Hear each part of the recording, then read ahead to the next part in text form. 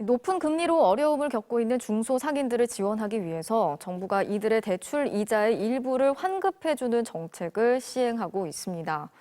그런데 정부 지원금을 받은 대상 중에는 포르쉐나 벤츠 같은 고급 수입 차량의 운영비도 포함된 것으로 확인됐습니다.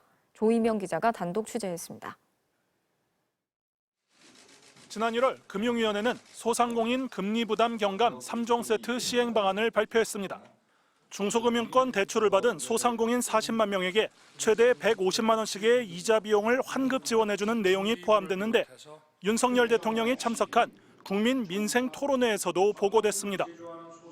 금융권과 협의하여 이자 환급 조치가 조속히 이루어질 수 있도록 하겠습니다.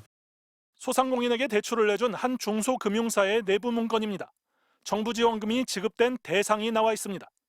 벤츠의 최고급 세단인 S클래스와 2억 원을 훌쩍 넘는 지바겐, 또 BMW의 최고급 승용차인 8시리즈뿐 아니라 포르쉐의 고성능 스포츠카 718 박스터, 파나메라도 눈에 띕니다.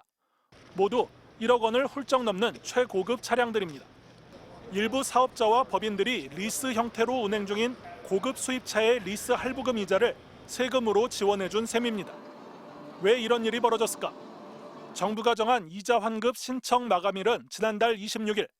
그런데 지원 대상이 확정된 건 불과 사흘 뒤인 29일이었습니다. 수만 명 수준으로 추정되는 이자 지원 대상자를 이틀 만에 선정한 겁니다.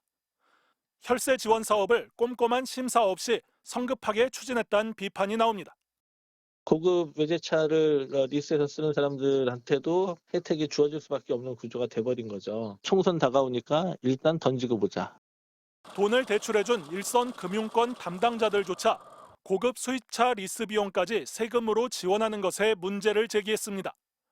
하지만 금융위원회는 리스를 제외하면 혜택 대상이 적어 정부의 지원폭이 축소되니 포함시키라는 답변을 여신금융협회를 통해 전달했습니다.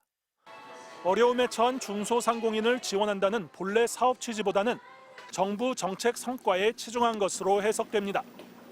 이에 대해 금융위원회는 고가 외제차를 타는 분들 중에도 사정이 어려운 분들이 많다며 지원 기준이나 소득 등을 일일이 따져서 지원하는 것은 현실적으로 어렵다는 해명을 내놨습니다. 금융위는 조만간 소상공인 금리 부담 경감 3종 세트의 정책 성과를 발표할 예정입니다. MBC 뉴스 조이명입니다.